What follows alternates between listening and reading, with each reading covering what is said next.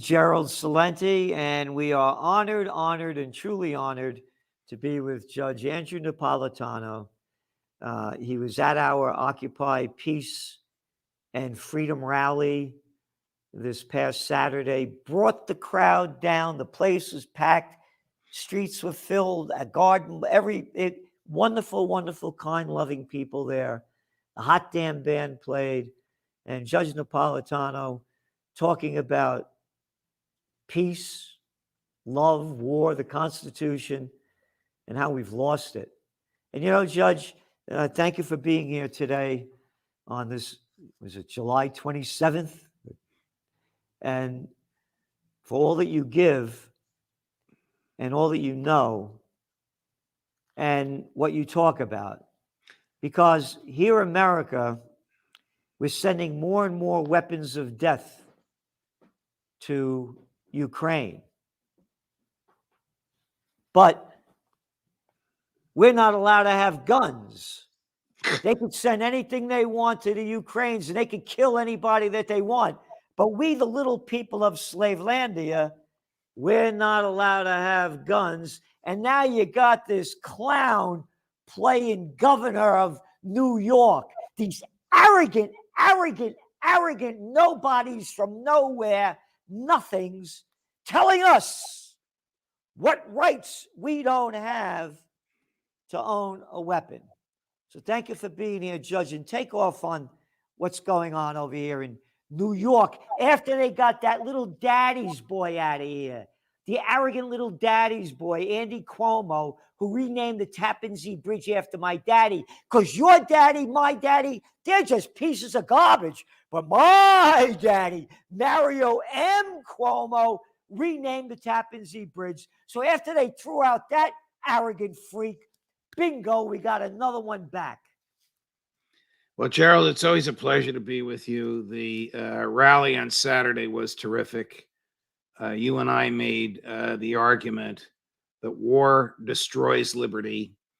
My talk was based upon historical examples of where the courts have given the government way more power than the Constitution authorizes because it's wartime.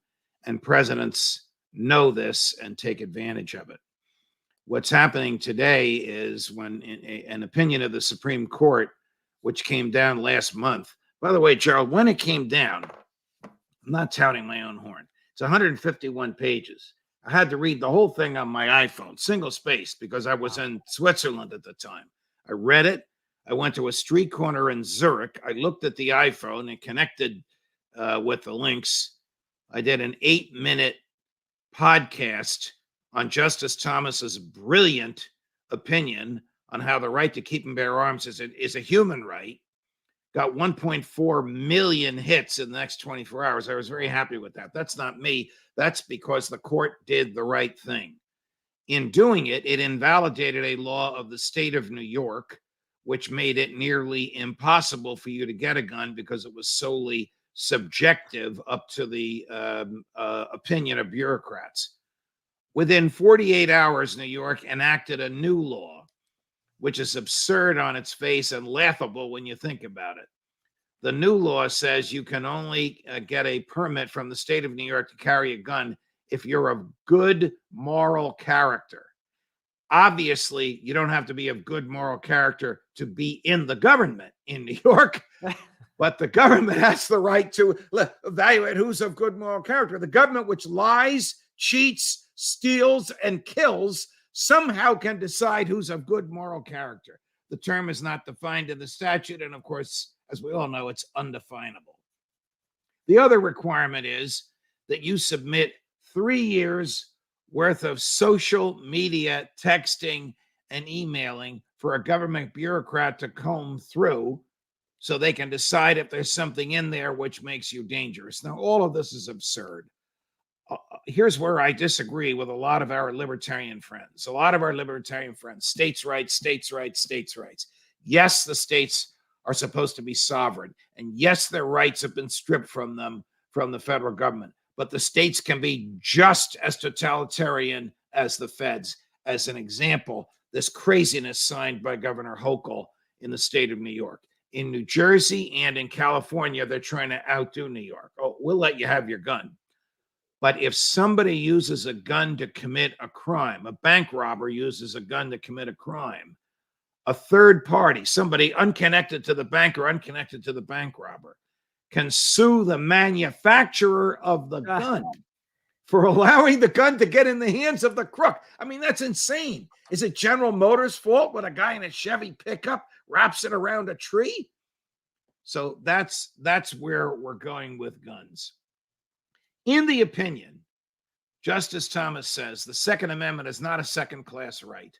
It's in the same category as the First Amendment. It's a human right, and the government can't take it away.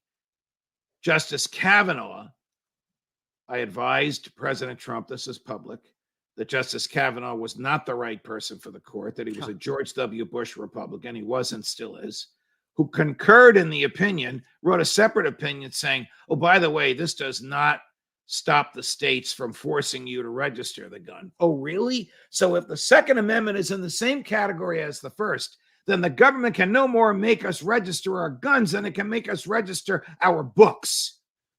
Big government continues to protect its own in the mind of Justice Kavanaugh. Thanks be to God, none of the other justices went along, in the majority, went along with that nonsense. So that's where we are. You know, Governor Hochul is surrounded by 24 guys who carry AR-15s to protect her, but Yeah, she doesn't want you to have one in your own house. No. And by the way, she also did a dirty deal. She stole like $800 million of our money so they could build a new a stadium up in Buffalo. Her hometown. Yeah. And her husband is involved with this casino syndicate and all other things that they do in selling all this crap out of these casinos and stadiums and things. Again, a nobody. You know, What else? There's, you talked about Kavanaugh, and you said that he was like a connected to George W. Bush. Well, Kavanaugh worked for Bush. Kavanaugh was on the White House legal staff, and George W. Bush rewarded him by making him a circuit court judge. That's the second most powerful court in the land, the United States Court of Appeals for the District of Columbia Circuit. And that's where he was when Donald Trump put him on the Supreme Court. But he's not in the same intellectual category as Trump's other nominees, Neil Gorsuch and Amy Coney Barrett. This is a big government guy who wants to further the interests of big government. When Trump called me and asked me what I thought of him, I said, Mr. President, take a look at your mobile phone. Why? What are you talking about? I said, what's in there? Medical, financial, legal, personal, professional, intimate? Yeah. Justice, at the time, Judge Kavanaugh doesn't think you need a search warrant to get in here.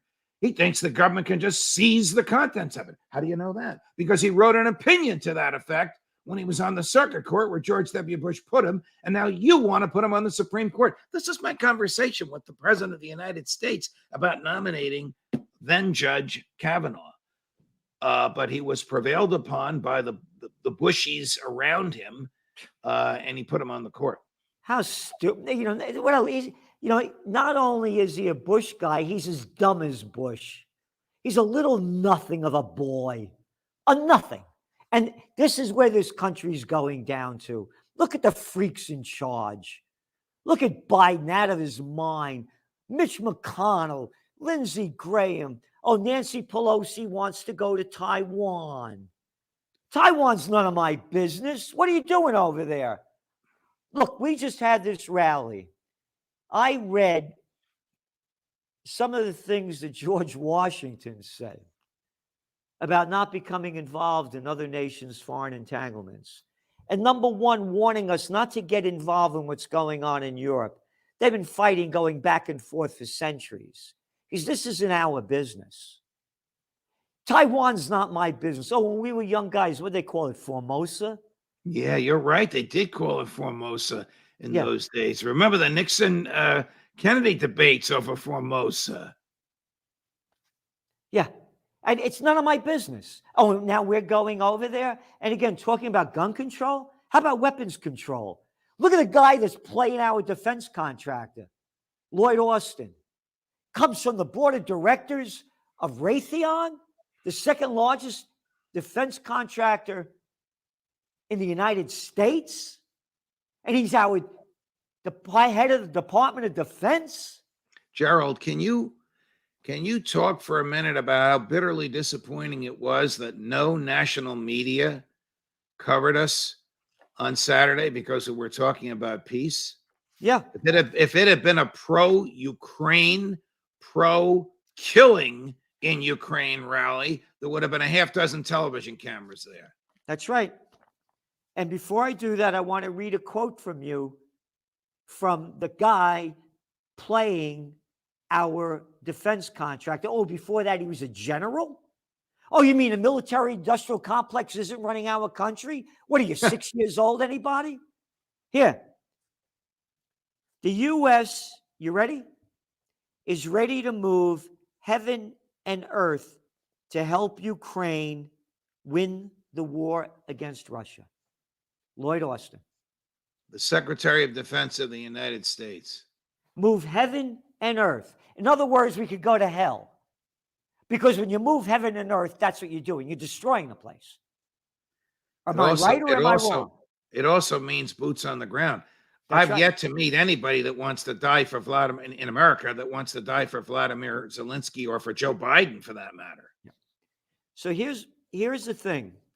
We sent out thousands of press releases, thousands over the last 3 weeks.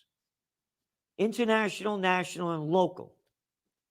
Zero coverage. And it wasn't, you saw the crowd, huge crowd flowing into the streets. And it's not like, we had Tom, Dick, and Harry as speakers. We had the top people in America, yourself, Gary Null, Scott Ritter, Phil Giraldi, former CIA guy. And you. And myself. And Twitter and Facebook banned our ads. And we spent thousands and thousands of dollars running ads on Spectrum and other media to promote this. So the media, not only, these are prostitutes. The prostitutes hate peace, and the media whores love wars. And they are disrespectful to people such as our founding fathers, George Washington, a real man, that not you, Lloyd Austin. This is a guy that was on the front line. Remember Washington crossing the Delaware? A president, his farewell address, he warns the American people, quote, observe good faith and justice towards all nations. Cultivate peace and harmony with all. And he goes on to say that any nation that indulges towards another in habitual hatred, like we're taught to hate the Russians, or habitual fondness, how we're taught to love Ukraine, where most Americans couldn't find a damn place on the map, don't know that the EU called it the most corrupt country in Europe and one of the most corrupt in the world. And habitual fondness, here, this is the quote, indulges towards another in habitual hatred or an habitual fondness is some degree a slave. George Washington. Now think about this. The first president of the United States, the founder of the country, the leader of the fight to secede from Great Britain, the most universally welcomed, recognized, and admired human being in American history. And Facebook and Twitter won't let Gerald Celente read quotes from his farewell address. I mean, this is really insane, Gerald, insane. Yeah. And it goes back to everything that you've been talking about our loss of freedom, the destruction of the Constitution, the ripping up of the Bill of Rights, and there was never never, get this in your head, everybody, a Declaration of Independence where all men are created we equal and endowed by their creator with the inalienable rights of life, liberty, and the pursuit of happiness. Happiness? Go screw yourself. I'll tell you what to do. I'm locking you down. I'm going to flatten the curve. You're going to stay in your house and you're going to shut down your business. Don't you give me any crap. I'm a little piece of garbage called a politician, and I'll tell you what to do. This is no America, Judge. It's over. It's finished. And World War III has begun. I just read you the quote from that guy playing our defense contractor. That's a sad state of affairs. I'll move heaven and earth. I'll move heaven and earth so Ukraine could win. I don't give a shit about Ukraine. Oh, they're ripping down the statue of Catherine the Great, you know. You know when that statue, when Catherine the Great was there, she hated the Ukrainians, blah, blah, blah, blah. Oh, 1750? You mean it's been going on since 1750 between you two? And you want me to get involved in this shit? Yes. Like you say, Washington understood. Madison understood. Monroe understood. Jefferson understood. Adams understood. The first slew of American presidents, some of whom hated each other, all understood. The Europeans have been fighting wars for centuries. We should stay the hell out. Yeah. But from FDR on up, actually from Woodrow Wilson on up to the president, to the present president, no one in the White House understands it. Interestingly, the only president in your lifetime and mine who expressed the sentiments that we should stay the hell out of European wars for all of his faults, for all of his character flaws, Donald Trump. Yep. The only one who articulated that view. Yep. On that end, yes. On the other end, look what he did assassinating that guy. Soleimani. Soleimani in Iran. Look what he did to Venezuela. Yes. Look at his pro-Israeli stance and screw the Palestinians. We're moving the embassy to Jerusalem. Oh, and by the way, the Golan Heights. Israel could have it. You know, so I agree with you on that end, but he's not a true American. I agree with you. His game. You know, he's been my friend for 35 years, which interestingly is longer than you and I have known each other, but it's a different kind of friendship. I agree with everything you've just said. Occasionally, he said things that were right, often with respect to the use of the military. But his foreign policy was ultimately a disaster for human freedom. Yeah. You know, Judge, anyway, I'm very sad. I'm very heartbroken that we didn't get any coverage on this. We put a lot of time and money into this to make it happen. You saw the event. Yes. I mean, it was first rate. You know, we did our very best to make it the best we could have it. The people were terrific. They came as far from away as Alaska. Yes. The people were there. And that we got no coverage from this.